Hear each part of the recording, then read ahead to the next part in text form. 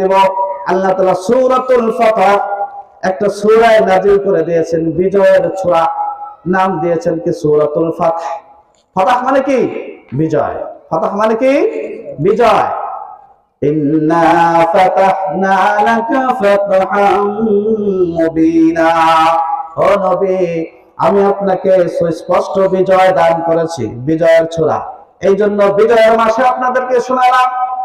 আল্লাহ রাসূল সাল্লাল্লাহু আলাইহি ওয়াসাল্লামকে উদ্দেশ্য করে আল্লাহ বলেন, দুইটা বিষয় আপনি যখন দেখবেন, যখন আল্লাহ তাআলার সাহায্য দেখবেন, যখন দেখবেন আল্লাহ তাআলার পক্ষ থেকে বিজয় আসছে, দুইটা বিষয়। আর একটা হলো যখন আপনি দেখবেন মানুষ দলে দলে ইসলামে প্রবেশ করছে। আমরা যে মাসে অবস্থান করছি, বর্তমান মাস, ইংরেজি মাস হিসেবে কোন মাস বলেন তো? ডিসেম্বর মাস। এই মাসেই 16 ডিসেম্বরে আমাদের ছোট্ট এই বাংলাদেশ, 56,000 বর্গ মাইলের বাংলাদেশ স্বাধীনতা অর্জন করেছিল। যারা মুরব্বী আছেন তারা জানেন, তাই না? তো এই স্বাধীনতা এবং বিজয় সম্পর্কে কোরআন এবং হাদিস কি বলে? অনেক রকম বয়ান তো আমরা শুনেছি, একটু ভিন্ন স্টাইলের বয়ান আজকে আপনাদের সামনে তুলে ধরব। তো স্বাধীনতা এবং বিজয় এটা বান্দার অনেক বড় একটা নিয়ামত।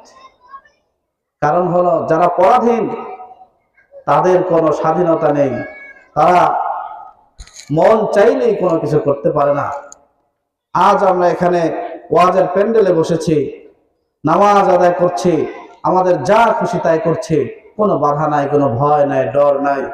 কিন্তু যারা পরাধীন, ফিলিস্তিন, ইয়ামান, এভাবে আফগানিস্তান, ইরাক, আফগানিস্তান আলহামদুলিল্লাহ এখন স্বাধীনই বলা চলে। তো এই সমস্ত রাষ্ট্রের মানুষ বুঝতে পারে যে স্বাধীনতা কি আর পরাধীনতা কি। আল্লাহ তাআলা আমাদেরকে বিশাল একটা সুবিশাল সশস্ত্র বাহিনীর সাথে এবং পারমাণবিক অস্ত্রে সজ্জিত একটা বাহিনীর কাছে, তাদের সাথে যুদ্ধ করে, মাত্র 9 মাসের মাধ্যমে যুদ্ধ করে আল্লাহ তাআলার অপার অনুকম্পায় আর দয়ায় সামান্য সময়ের মধ্যে আল্লাহ তাআলা আমাদেরকে বিজয় দান করেছেন। এজন্য বলি আলহামদুলিল্লাহ। তাহলে যদি ভয় থাকতো এটা যে আমরা এখানে যদি ওয়াজের ময়দানে বসি আমাদের উপরে বোমা পড়বে, আমাদেরকে গুলি করা হবে যেমনি ভাবে করা হয় ফিলিস্তিনে, তাহলে কি এখানে লোক পাওয়া যেত?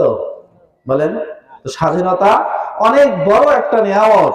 এই স্বাধীনতা, এই বিজয় আল্লাহ তাআলা আমাদেরকে দান করেছেন। তো বিজয় জিনিসটা অনেক বড় একটা পাওয়া এবং চরম পাওয়া, চাওয়া এবং পরম পাওয়া। আল্লাহ তাআলা ফিরআউনের কবল থেকে হযরতে মূসা আলাইহিস সালাম এবং বনী ইসরাইলকে মুক্তি দিয়েছিলেন, বিজয় দিয়েছিলেন। হযরতে মূসা আলাইহিস সালাম 40 বছর আগে দোয়া করেছিলেন, আল্লাহ আমার এই কওমকে মূসার ফিরআউনের কবল থেকে বাঁচাও। দেখেন নবীর দোয়া, যিনি সরাসরি আল্লাহ তাআলার সাথে কথা বলেন, আকাল্লামাল্লাহু মূসা তাকলিমা, যে মূসা কালিমুল্লাহ, আল্লাহ তাআলার সাথে যিনি সরাসরি কথা বলনেওয়ালা, তার দোয়া কবুল করেছিলেন। এই বনী ইসরাইলকে ফিরআউনের কবল থেকে বিজয় দান করেছিলেন কয় বছর পরে? 40 বছর পরে। আল্লাহ তাআলা এত বড় জালিলুল কদর একজন নবীর দোয়া বিজয় দান করেছিলেন 40 বছর। তাহলে আমাদের এই মাতৃভূমি বাংলাদেশের দামাল কামাল ছেলেরা, আপামার জনতা, সশস্ত্র বাহিনী সহ যারা পাকিস্তানি হানাদার বাহিনীর বিরুদ্ধে যুদ্ধ করেছিল, কয় বছর? 1 বছরও না, মাত্র 9 মাস। তাহলে বোঝা গেল আমাদের এই দেশের উপর আল্লাহ তাআলার অনেক অনেক অনেক বড় অনুগ্রহ আছে, যার দরুন স্বল্প সময়ে আল্লাহ তাআলা আমাদেরকে বিজয় দান করেছিলেন। আবার বলি আলহামদুলিল্লাহ। তা আল্লাহ রাসূল সাল্লাল্লাহু আলাইহি সাল্লাম মক্কার ভূমিতে 13 বছর দাওয়াত দিলেন। দাওয়াত দেওয়ার কারণে কি হলো? গোটা পৃথিবী আল্লাহ রাসূলের বিরুদ্ধে চলে গেল। মাত্র কয়েকজন মানুষ ছাড়া, ওনার স্ত্রী হযরত খাদিজাতুল কুবরা রাদিয়াল্লাহু তাআলা আনহা, আবু বকর সিদ্দিক রাদিয়াল্লাহু তাআলা আনহু, হযরত বেলাল হাবশী রাদিয়াল্লাহু তাআলা আনহু, এরকম গরীব কিছু শ্রেণীর মানুষ শুরুর দিকে ইসলাম গ্রহণ করেছিলেন। তো 13 বছরের মেহনতে আল্লাহ রাসূল সাল্লাল্লাহু আলাইহি ওয়াসাল্লামের জনসংখ্যা, ইসলামের সৈনিক হয়েছিল মহিলা পুরুষ দিয়ে 40 জন। 13 বছরের মেহনতের ফসল কয়জন? মাত্র 40 জন। গোটা পৃথিবী আল্লাহ রাসূলের বিপরীত, আর 40 জন মানুষ আল্লাহ রাসূলের, আল্লাহ এবং আল্লাহর পথের অনুসারী। হিজবুল্লাহ, উলাইকা হিজবুল্লাহ, তারা হলো আল্লাহর দল। এই দলকে দুনিয়ার বুক থেকে নিশ্চিহ্ন করার জন্য, মুছে ফেলার জন্য গোটা পৃথিবী একেবারে কেমন যেন জেকে বসেছিল। আল্লাহ তাআলা বললেন আল্লাহ রাসূলকে যে ইসলাম এবং আপনারা মুসলমানের সৈনিকেরা, আপনাদের জন্য মক্কার ভূমি আর এখন পক্ষে যাবে না, আপনারা হিজরত করে মদিনায় চলে যাবেন। আল্লাহ রাসূল সাল্লাল্লাহু আলাইহি ওয়াসাল্লাম মদিনায় হিজরত করার ইচ্ছা করলেন। যে রাত্রে আল্লাহ রাসূল মদিনার পথে হিজরত করবেন, কাফেররা, মুশরিকরা, মক্কার কাফেররা আল্লাহ রাসূলের ঘরকে চতুর্পার্শ্বে সারা রাত প্রত্যেক গোত্র থেকে একজন করে যুবক নিয়ে তাদেরকে অস্ত্রে শস্ত্রে সজ্জিত করে আল্লাহ রাসূলের ঘরের চারপাশে দাঁড় করিয়ে দিলেন। উদ্দেশ্য ছিল কি? আল্লাহ রাসূলকে হত্যা করবেন। দুনিয়ার বুক থেকে আল্লাহর নাম মেনেওয়ালা, আল্লাহ যতনাকারীকে চিরতরে মিটিয়ে ফেলবে, এই জন্য তারা ঘরের চারপাশে ছিল। আল্লাহ তাআলা তাদের ষড়যন্ত্রকে একেবারে নস্যাৎ করে দেওয়ার জন্য আল্লাহ তাআলা জানিয়ে দিলেন, আল্লাহ রাসূলকে জানিয়ে দিলেন, এদের সামনে দিয়ে কিছু হাতে কিছু ধুলা আনেন, ধুলাবালি কিছু হাতে রাখেন। এরপর আপনি যখন বের হবেন সামান্য ফুৎকার দেবেন। ফু দেওয়ার কারণে আপনার দায়িত্ব হলো ফু দেওয়া, আর এই কাফের বেঈমানদের চোখের ভিতরে বালুকণা ঢুকিয়ে দেওয়া আমার দায়িত্ব। আল্লাহ রাসূল বললেন শাহাতিল ওজুহ ফাআবশাইনাহুম ফাহুম লা ইউবসিরুন ওয়া মাকারু ওয়া মাকারাল্লাহ ওয়াল্লাহু খায়রুল মাকিরিন। তারা চক্রান্ত করত, তারা চক্রান্ত করেছিল, আল্লাহ তাআলা কৌশল অবলম্বন করেছিলেন। আল্লাহ রাসূল সাল্লাল্লাহু আলাইহি ওয়াসাল্লাম শাহাতিল ওজুহ করে ওই ধুলা কণাকে ফু দিলেন। সকলের চোখে আল্লাহ তাআলা পৌঁছে দিলেন ধুলা কণা। আল্লাহ বলেছেন ওয়ামা রামাইতা ইয রামাইতা ওয়ালাকিন্নাল্লাহ রামা। কোরআন শরীফের প্রত্যেকটা শব্দ এত সুন্দরভাবে, এত নৈপুণ্যতার সাথে আল্লাহ তাআলা সাজিয়েছেন। আল্লাহ বলেন ওমা রামাইতা, ও নবী বালুকণা আপনি নিক্ষেপ করেন নাই, ইয রামাইতা যখন আপনি নিক্ষেপ করেছেন, ওয়ালাকিন্নাল্লাহ রামা কিন্তু এই বালুকণাকে আল্লাহ তাআলা নিক্ষেপ করেছেন। প্রথমে বলে যে আপনি নিক্ষেপ করেন নাই, কিন্তু যখন নিক্ষেপ করেছেন, কিন্তু এই বালুকণাটা আল্লাহ তাআলা নিক্ষেপ করেছেন। আল্লাহ রাসূল সাল্লাল্লাহু আলাইহি ওয়াসাল্লাম কাফের বেঈমানদের চোখের সামনে দিয়ে মক্কা থেকে মদিনার পথে যখন চললেন, মক্কার ঘর যখন তিনি অতিক্রম করছেন, আর অশ্রু বিগলিত চোখে বলছেন মক্কা, ও কাবা আমি তোমাকে ভালোবাসি, এখানেই আমার জন্ম, এখানেই আমার পৈতৃক নিবাস। কাফের বেঈমানেরা, মক্কার কাফেররা যদি আমাকে এখান থেকে বহিষ্কার না করত, আমি তোমাকে ছেড়ে চলে যেতাম না। আমি তোমাকে ভালোবাসি, তোমার জন্য আমার প্রাণ কাঁদে, তোমার জন্য আমার হৃদয়টা হাহাকার করে। এই কথা বলতে বলতে আল্লাহ রাসূল মক্কা থেকে মদিনার পথে হিজরত শুরু করে দিলেন।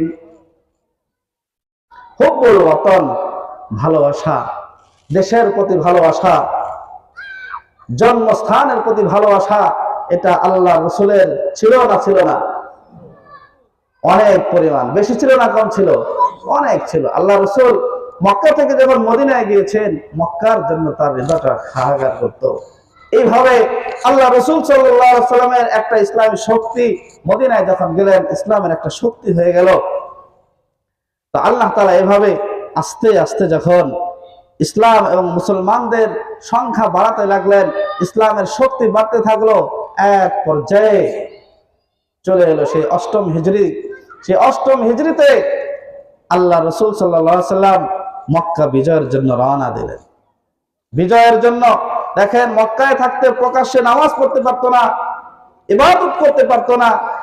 আল্লাহ রাসূলের সাথে তাদের শত্রুতা কি ছিল? পাকা ধানে মই দিয়েছিলেন, গরু ছেড়ে দিয়েছিলেন, নাকি কোনো ক্ষতি করেছিলেন? কিছুই না, অপরাধ ছিল। তাদের পরিভাষায় অপরাধ হলো আল্লাহ রাসূল সাল্লাল্লাহু আলাইহি সাল্লাম শুধু বলতেন লা ইলাহা ইল্লাল্লাহ মুহাম্মাদুর রাসূলুল্লাহ, এই কথা বলা। তাদের একটা ধারণা, হায়রে মক্কার ঘরে এবং আশপাশে 360টা মূর্তি ছিল। 360 দিন এক এক দিনের জন্য তারা এক একটা দেবতার পূজা করত, দেবতার উপাসনা করত। বলে মুহাম্মদ পাগল হয়ে গেছে যে 360 দিনে আমরা পূজা করেই আমরা পার পাই না, আর মুহাম্মদ বলে কি একজনের ইবাদত করতে হবে? মুহাম্মদ বদ্ধ পাগল, নাউজুবিল্লাহ। আল্লাহ রাসূল সাল্লাল্লাহু আলাইহি সাল্লাম আবার সেই মক্কা বিজয় করার জন্য, তার মাতৃভূমিকে পুনরুদ্ধার করার জন্য, স্বাধীনতা অর্জন করার জন্য আল্লাহ রাসূল সাল্লাল্লাহু আলাইহি সাল্লাম পূর্ণ শক্তি সঞ্চয় করে আবার সেই মক্কার ভূমির দিকে রওনা করলেন। এখানে দেখা যায় ইসলামের সৌন্দর্য।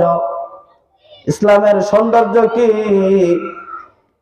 দুনিয়ার বাদশা, দুনিয়ার রাজা বাদশারা যখন একটা অঞ্চল বিজয় করে, একটা অঞ্চল যখন তাদের কৌতলগত করে নেয়, তখন তারা সেখানে বুক টান টান করে দাঁড়ায়, সিনাটাকে টান করে দেয়, অহংকার দাম্ভিকতার সাথে চলে আসে। কিতাবে আসছে, পাওয়া যায়, ইতিহাসের কিতাবে পাওয়া যায়, রাসূলুল্লাহ সাল্লাল্লাহু আলাইহি ওয়াসাল্লাম যখন মক্কা থেকে, মদিনা থেকে যখন মক্কার দিকে, মক্কা বিজয়ের উদ্দেশ্যে রওনা করলেন, উনি একটা উটের উপর ছিলেন। আল্লাহ রাসূলের মাথায় ছিল কালো পাগড়ি, একটা উটের পিঠে তিনি ছিলেন। ওনার মাথাটা এত নিচু হয়ে গিয়েছিল যে পাগড়ি মোবারক উটের কুজ আছে, কুজের সাথে লেগে যেত। মক্কা ভূমিতে আল্লাহ রাসূল বিজয়ের উদ্দেশ্যে প্রবেশ করলেন। এদিকে মক্কার মানুষ আস্তে আস্তে ইসলামের সৌন্দর্য দেখে দেখে অনেকে ইসলাম গ্রহণ করে ফেলেছে। আল্লাহ রাসূলের তখন 12,000-এর মতো মানুষ তৈরি হয়ে গিয়েছে। এই বিশাল একটা বাহিনীকে মোকাবেলা করার জন্য মক্কার কাফের বেঈমানদের আর সাহস হয়েছিল না। আল্লাহ রাসূল ঘোষণা দিলেন, যারা আবু সুফিয়ানের ঘরে ঢুকবে, যারা নিজের ঘরের মধ্যে থাকবে, যারা অস্ত্র চালনা করবে না, যারা তরবারিকে কলসবদ্ধ রাখবে, যারা কাবার গিলাফ ধরে থাকবে, তাদেরকে ক্ষমা ঘোষণা করে দেওয়া হলো। আল্লাহ রাসূল মক্কায় ঢুকলেন। ঢোকার পরে যারা অত্যাচার নির্বিচার করেছিল, যারা আল্লাহ রাসূলের উপর এবং সাহাবায়ে কিরামের উপর যারা অত্যাচারের স্টিম রোলার চালিয়েছিল, তাদের অন্তরে কাঁপুনি ধরে গিয়েছিল। আজ না জানি আব্দুল্লাহর বেটা মুহাম্মদ, সকলেই বলে সাল্লাল্লাহু আলাইহি সাল্লাম, কি না ঘটিয়ে ফেলে, যে আমরা তাকে কত অত্যাচার করে ফেলেছি। আল্লাহ রাসূল ঘোষণা দিলেন, লা তাসরিবা আলাইকুমুল ইয়াওম। ইউসুফ আলাইহিস সালামের ভাইরা তাকে কুম্ভে নিক্ষেপ করা সত্ত্বেও, কত জুলুম আর অত্যাচার তারা করেছিল, তা সত্ত্বেও তিনি তাদেরকে ক্ষমা ঘোষণা করে দিয়েছিলেন। বলেছিলেন, লা তাসরিবা আলাইকুমুল ইয়াওম, আজ তোমাদের প্রতি আর আমার কোনো অনুযোগ, আমার কোন ধরনের অভিযোগ অনুযোগ নেই, তোমাদেরকে ক্ষমা করে দিলাম। তো আল্লাহ রাসূল সাল্লাল্লাহু আলাইহি সাল্লাম ব্যাপকভাবে ক্ষমার ঘোষণা করে দিলেন। ইসলামের বিজয় হয়েছিল অষ্টম হিজরিতে, ইসলামের স্বাধীনতা অর্জন হয়েছিল অষ্টম হিজরিতে। তো এই যে আমাদের দেশে স্বাধীনতা এবং বিজয় দিবস আসবে আগামী মঙ্গলবারে, তো এই যখন আমাদের স্বাধীনতা এসেছে, আর তখন কাজ কি? এই বিজয় দিবসের কর্মসূচি কি? আল্লাহ তাআলা স্বতন্ত্র একটা সূরা নাযিল করে দিয়েছেন, যা অনেকেরই মুখস্থ। আমার মনে হয় 98% মানুষের মুখস্থ আছে। আসুন আমরা তেলাওয়াত করি। আউযু বিল্লাহি মিনাশ শাইতানির রাজীম। আল্লাহ বলেন, ইযা জাআ নাসরুল্লাহি ওয়াল ফাত। আল্লাহ রাসূলকে বলেন ইযা জাআ নাসরুল্লাহি, যখন আল্লাহ তাআলার সাহায্য আসবে, ইযা জাআ নাসরুল্লাহ, যখন আল্লাহর সাহায্য আসবে, ওয়াল ফাতহু, এবং বিজয় আসবে, ওয়া রাআইতান নাস ইয়াদখুলুনা ফি দীনিল্লাহি আফওয়াজা। নবী গো, আপনি দেখবেন মক্কার কাফেররা যারা আপনার উপর অত্যাচার করেছিল, যারা আপনাকে বহিষ্কার করে দিয়েছিল, আপনার মামার গোত্র তায়েফে গিয়েছিলেন ইসলামের প্রচার প্রসার করার জন্য, যে দেখি মামার অঞ্চলের মামা বাড়ির লোকেরা আমাকে কেমন আদর করে, আমি তো তাদের ভাগিনা, জানি না হয়তো আমার সাথে তারা ভালো আচরণ করবে, তারা আমার সাথে ভালো আচরণ করবে মানে ইসলামকে গ্রহণ করে নেবে। এই আশায় মক্কা ভূমি থেকে অত্যাচারিত হয়ে মদিনায় গিয়েছিলেন। হ্যাঁ নবী, তারাও কিন্তু আপনার সাথে অত্যাচার করেছিল, এমন পর্যায়ে হয়ে গিয়েছিল তারা আপনাকে মারতে মারতে রক্তাক্ত করেছিল। রাস্তার দুই পাশে দুষ্টু ছেলেদেরকে লেলিয়ে দিয়েছিল, তারা পাথর মারছিল আর বলছিল পাগল। আপনার জুতা মোবারক রক্তের কারণে আটকে গিয়েছিল। এই যে তাদের মানুষেরা বিভিন্ন জায়গা থেকে, ইয়ামান থেকে, বিভিন্ন জায়গা থেকে আসবে দলে দলে, মানুষকে আপনি দেখবেন তারা ইসলামের ছায় আশ্রয় গ্রহণ করছে। ওয়ারাআইতান নাস, আপনি মানুষকে দেখবেন ইয়াদখুলুনা ফি দীনিল্লাহি আফওয়াজা, দলে দলে তারা ইসলামের মধ্যে প্রবেশ করছে। এটাকে যখন আপনি দেখবেন, মানুষকে যখন আপনি দেখবেন দলে দলে ইসলামে প্রবেশ করছে, যখন আপনি দেখবেন আল্লাহ তাআলার পক্ষ থেকে বিজয় এবং সাহায্য, আর মানুষকে দেখবেন তারা ইসলামের মধ্যে প্রবেশ করছে, তখন আপনার দায়িত্ব হলো তিনটা। যখন আপনাকে আমি বিজয় দেব, আল্লাহ তাআলা সূরাতুল ফাতহ একটা সূরা নাযিল করে দিয়েছেন, বিজয়ের সূরা, নাম দিয়েছেন কি সূরাতুল ফাতহ। ফাতহ মানে কি? বিজয়। ফাতহ মানে কি? বিজয়। ইন্না ফাতাহনা লাকা ফাতহাম মুবিনা, ও নবী আমি আপনাকে সুস্পষ্ট বিজয় দান করেছি, বিজয়ের সূরা। এই জন্য বিজয়ের মাসে আপনাদেরকে শোনালাম। আল্লাহ রাসূল সাল্লাল্লাহু আলাইহি ওয়াসাল্লামকে উদ্দেশ্য করে আল্লাহ বলেন, দুইটা বিষয় আপনি যখন দেখবেন, যখন আল্লাহ তাআলার সাহায্য দেখবেন, যখন দেখবেন আল্লাহ তাআলার পক্ষ থেকে বিজয় আসছে, দুইটা বিষয়। আর একটা হলো যখন আপনি দেখবেন মানুষ দলে দলে ইসলামে প্রবেশ করছে, তখন এই বিজয় দিবসে আপনার কর্মসূচি হলো তিনটা। কোরআন থেকে কয়টা বলেন? তিনটা কর্মসূচি। ফাসাব্বিহ বিহামদি রাব্বিকা ওয়াস্তাগফির। ফাসাব্বিহ, আপনি বেশি বেশি তাসবিহ পাঠ করবেন। সুবহানাল্লাহ, সকলে করি সুবহানাল্লাহ, আলহামদুলিল্লাহ, লা ইলাহা ইল্লাল্লাহ, সুবহানাল্লাহি ওয়া বিহামদিহি, সুবহানাল্লাহিল আযীম, সুবহানাল্লাহি ওয়া বিহামদিহি, সুবহানাল্লাহিল আযীম। এই সমস্ত তাসবিহ আপনি বেশি বেশি পাঠ করবেন। ফাসাব্বিহ বিহামদি রাব্বিকা, এবং আপনার রবের স্তুতি বর্ণনা করবেন, আপনার রবের প্রশংসা আপনি বর্ণনা করবেন। দুটা কর্মসূচি। কর্মসূচি গেল কয়টা? প্রথম হলো বেশি বেশি তাসবিহ পড়তে হবে। দ্বিতীয় কর্মসূচি আল্লাহ ঘোষণা করেন। দ্বিতীয় কর্মসূচি হলো আল্লাহ তাআলার প্রশংসা, স্তুতি, আল্লাহ তাআলার প্রশংসা বর্ণনা করবেন।